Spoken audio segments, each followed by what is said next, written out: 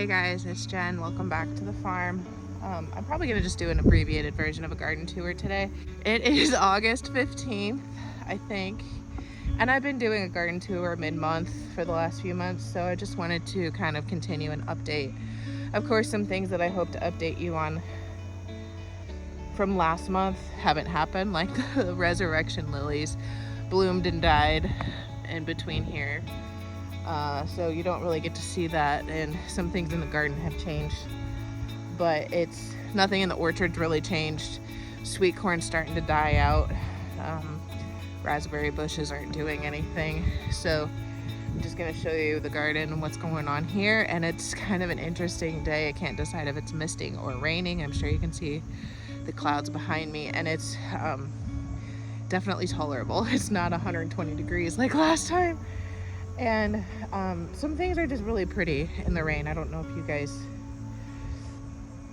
have experienced that or not. There's a different kind of feel in the air. The animals feel different and everything. So I'm just gonna show you some updates and we'll go from there and call it a day, I guess. So I think I figured out that these are jade bush green beans, and I think we're getting a little bit of disease. I assume this is bean rust right here, and of course the Japanese beetles have been finding it, but we've gotten at least 3 good harvests from this little patch. I don't know if it's enough for our year of green bean consumption, but it's way more than we had last year, so I will take it. I think I had gone ahead and pulled the onions from this bed the last time. They were just getting overcrowded out. They were falling over. It looks like I missed a couple bulbs, almost like sets, like this one and this one.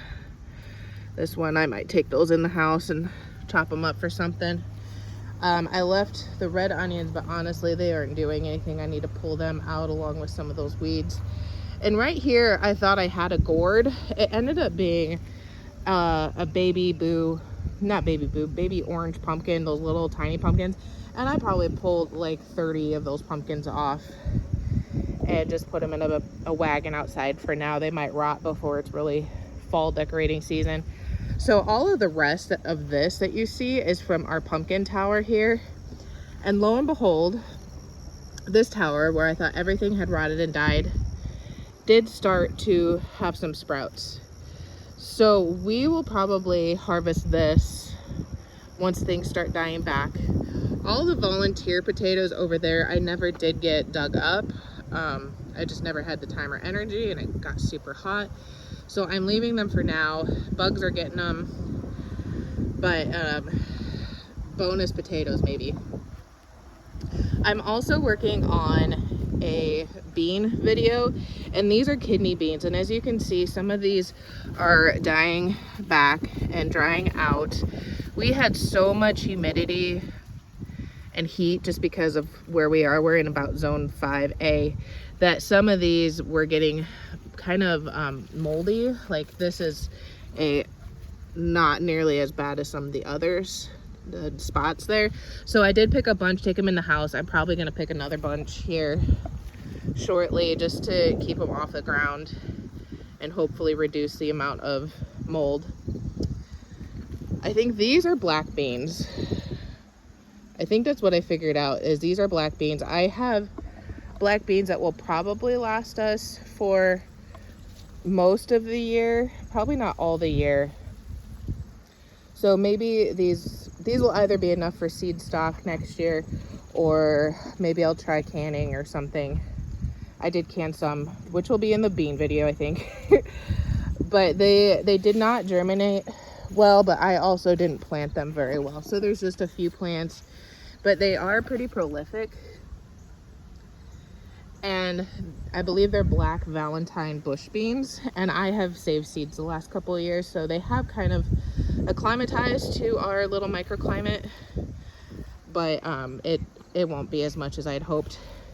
This is some kind of zinnia we got at the greenhouse, and it is just so fun. I think I will try planting some more zinnias next year just because I love the colors. There's a lot of variety. Like if you've ever seen daylilies, they just come in shades of yellow, orange, reds. But these come in pink, and I guess there are some pinks daylilies, but they're not my favorite flower. They don't last. So I think I'm going to maybe look at planting some more zinnias next year, depending on how bad these reseed. These are supposed to be, I'll have to look them back up and hopefully I can get them on the screen here. They're supposed to be a brown, like pinto bean type that's decent for like refried beans. We don't eat really refried beans, but I don't ever buy them. It's not like we don't eat them, it's just I never buy them to cook them. So I thought it'd be fun to grow some. One little packet has produced this, and it will be more than enough for our year in seed stock.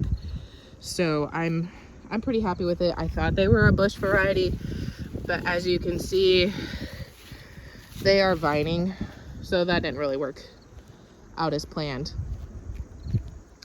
I did have 2 squash plants here, but we are done with squash. I'm done with squash. The people at work are pretty much done with squash. There's one back there that I haven't picked that I missed, and it's growing out of hand. So at some point I'm gonna pull this thing and compost it. The chickens aren't really huge squash eaters apparently. This is our line of volunteer potatoes along with a volunteer tree. We get them everywhere because of the timber and the birds. And oh, this might actually be part of that stupid trumpet vine. If you guys have trumpet vine on your property, get rid of it. It is terrible. It is everywhere. These are weeds I'm just gonna pull out now. And it comes up 20 feet away. These are our tomato jungles. They did bounce back. I gotta look and see what we have for tomatoes, because as you can see, they're kind of overgrown. I never got anything pruned. I did start tying up things. I had an old t-shirt. So this is me attempting to tie up some things. I didn't have my usual hangers. I couldn't find them. So we have Amish paste, and I think there's one down here. Yeah. You see that one there? There's an Amish paste that's ready. It'll be yummy. These are Amish paste, a mixture of the greenhouse. There might be one that I planted, but it probably didn't survive. Oh, here's another one splitting. We'll have a lot of splitting with the rain probably, because I'm not good about watering things. Here's a weed. Unless it came by the root. Do you say root or root?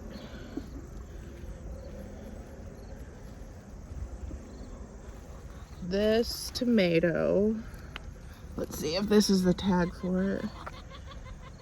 Super Sauce Hybrid. I think I found this because it was a 70-day tomato, and I needed something short because of how late we were.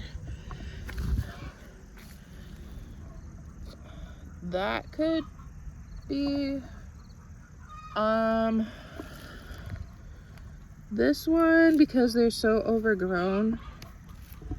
This might actually be a Black Prince tomato. I'm gonna need to harvest these because this is splitting as well.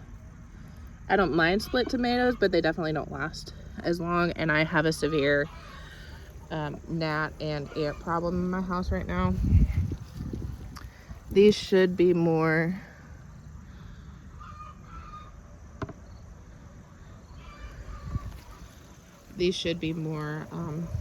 Amish paste. Here's the zinnias again. They came in a 6-pack, so I just planted them wherever.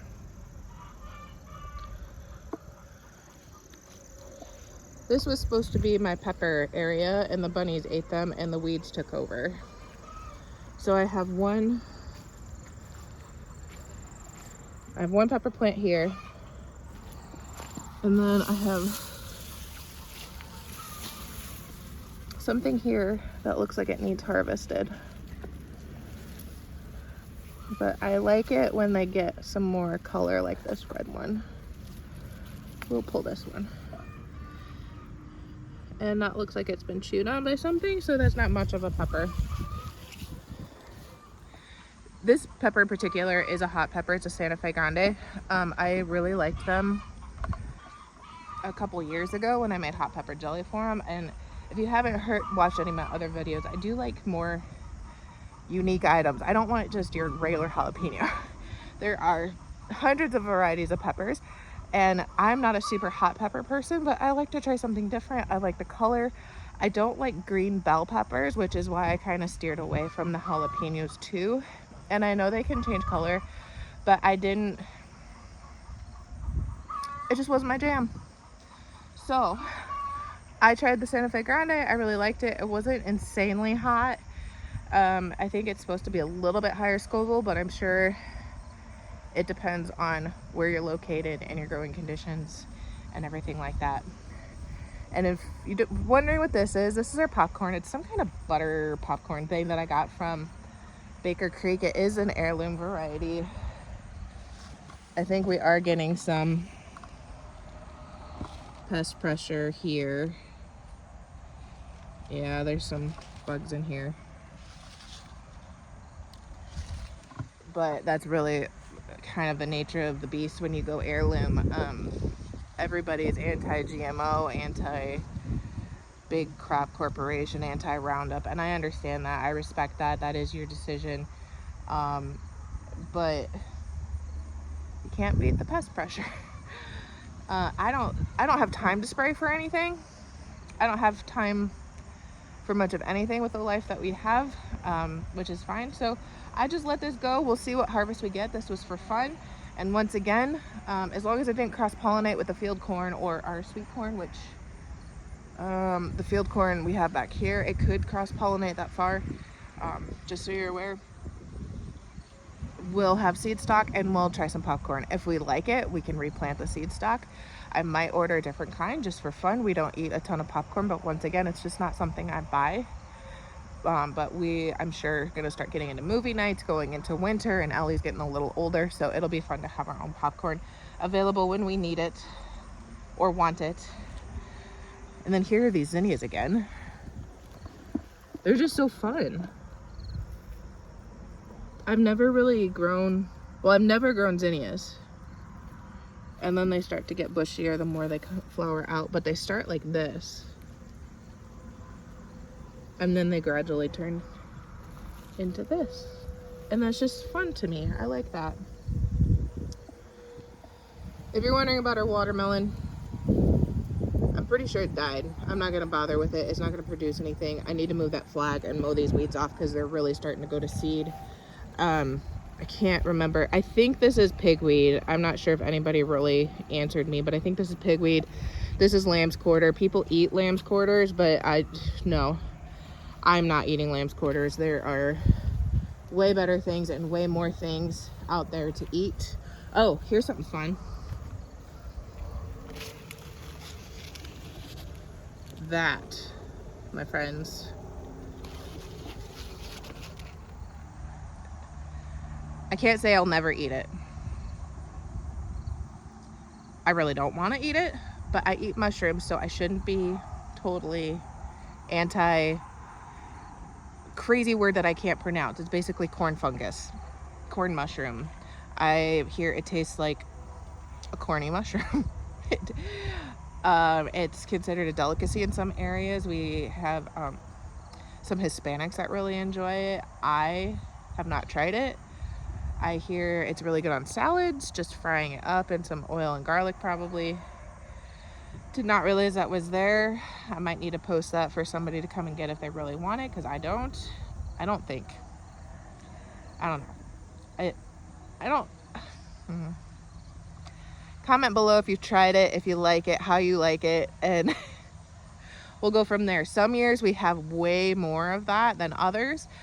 I would say it's because of growing conditions. I don't think it's because of variety, because this is popcorn and we usually see it on our sweet corn.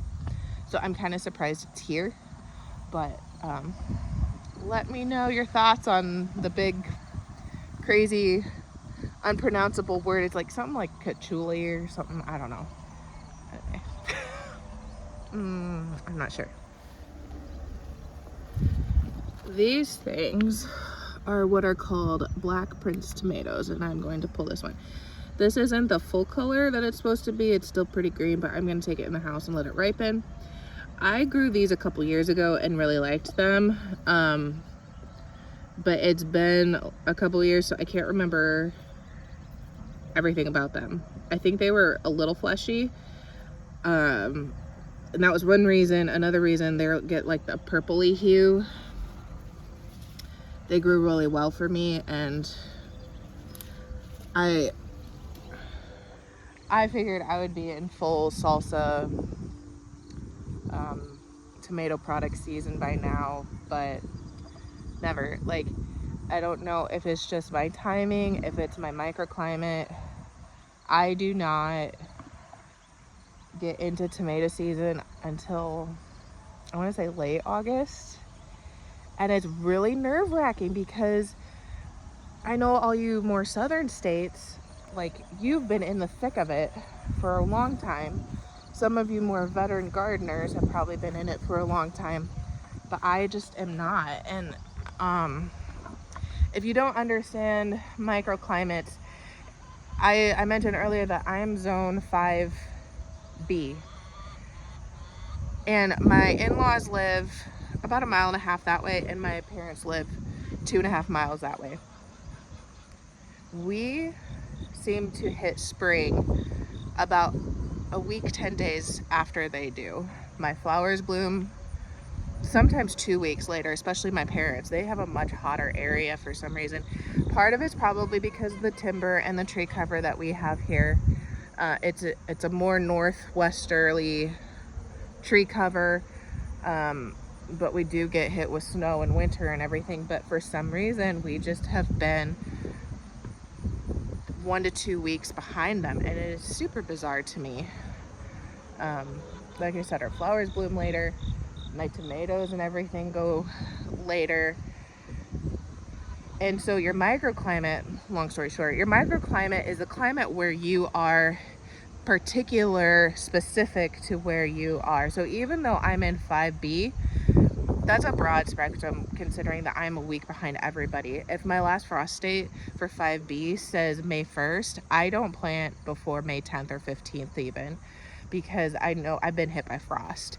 And we'll have frost here, but not at my parents', or sometimes my parents have frost, but not here.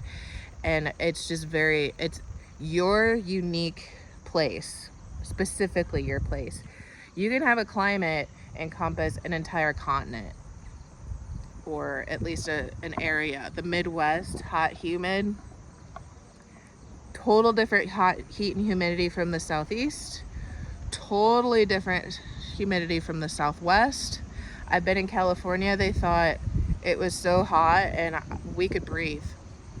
We'd take horses from the Midwest and take them out west, and it didn't matter if it was 110 degrees standing in the sun and you felt like you were kind of baking. It was nothing compared to the humidity and heat that we'd have here. We'd have people out west come here, and they could not believe the humidity. We went to a ride in Montana and everybody was saying how hot and humid it was, and we were like almost in sweatshirts because it's so different. And I realize I'm ranting so much more about climate and growing zones. Not really growing zones, I guess, because I'm talking about horses, not plants.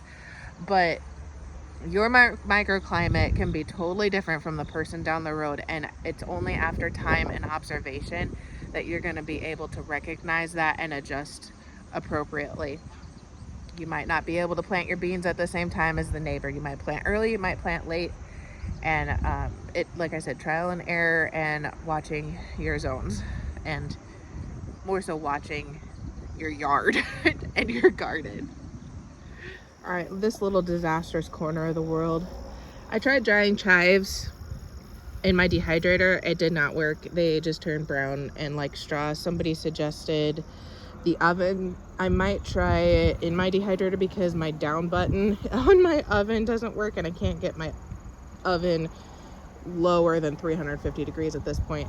But this is not only a weed jungle back there, it is also our asparagus jungle in there. My bizarre rhubarb is still looking good. The bigger plant is kind of crowding out the smaller plant, so maybe next spring or this fall I'll try to remember to cut that, divide that out. We really need to take care of these weeds before they go to seed. They're very close, and in fact, if we start hacking at these, they might go to seed, but it is nothing compared to what it was last year. So these are the chives, and they are still blooming, and they look much better now that it's not as hot. They're more green, less brown. And then this is the oregano. The bees have really enjoyed it.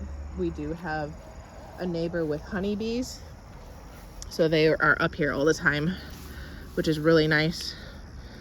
But the flowers are dying back. Oregano, if you didn't know, is in the same plant family as, I believe, mint. So if you have oregano, you can propagate from a lot of this.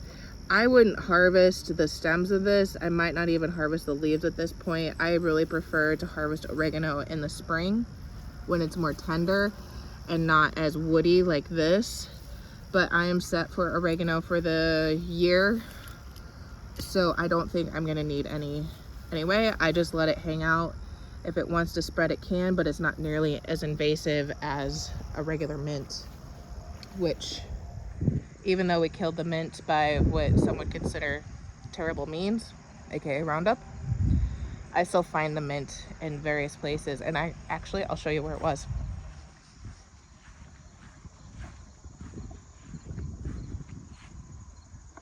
All this mint, all this mint.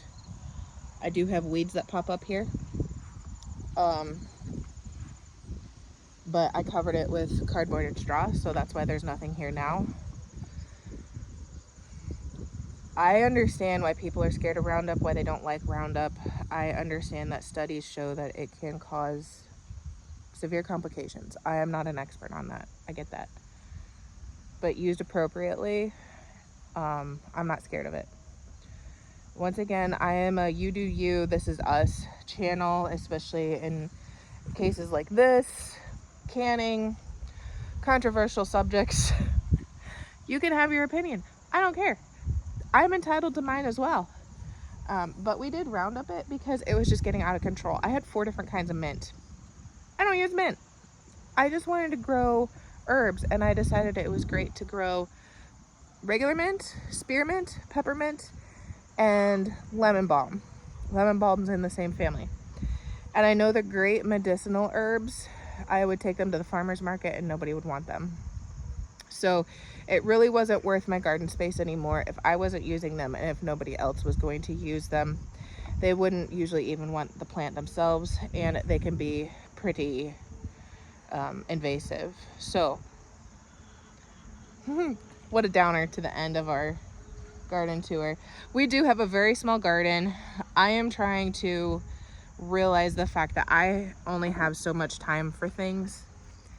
I have a toddler. I have an almost full-time job. I did cut back at work, but we have full-time lives, and I want this garden to nourish us. I want it to help our food budget that has gone severely out of hand. If you saw my cheat meal ideas, I do try to cut back on our meals, on the cost of our meals, but life today is not cheap. Or at least it's not cheap without intention, if that makes sense. You can still make cost-effective meals. You can still have a cost-effective life, but it is not as easy as it used to be. And certain costs, such as insurance, goes up every year. You know, they're paying bills, minimum wage goes up, so you have to pay your employees more, which means you have to charge more. But that's a whole separate topic. Anyway, I would really appreciate it if you guys would tell me what you like to see, what you don't want to bother seeing or talk about. I am not great on knowing pest pressures, different diseases on the plants. I just grow and harvest what I can. Hopefully the tomato jungle will start doing something and we'll have more in the kitchen. Sometimes you guys seem to like my kitchen videos, sometimes they're total flops, but it's the nature of the beast, I guess. I'm going to continue doing some harvest so I don't lose the product. I gotta figure out the tomato jungle because it's starting to get overwhelming because I didn't do any pruning, and I probably won't do any pruning just because it's me. And I'll probably harvest some more beans, dry beans. So easy, a great bulk. If you are on a super tight budget, beans. Dry beans are your friend, especially for their digestive aspects. Anyway, guys, thanks for joining me. I hope you're enjoying your summer, especially with our area cool down. I hope people with tropical storm or Hurricane Debbie are doing okay with all the flooding and everything. I've kept a small eye on that. But if you enjoyed our channel, please check out some other videos. Consider liking, subscribing, sharing, and everything. It really helps out our channel, and I greatly appreciate it. Thank you guys for joining me today, and I hope you have a good week. Thanks.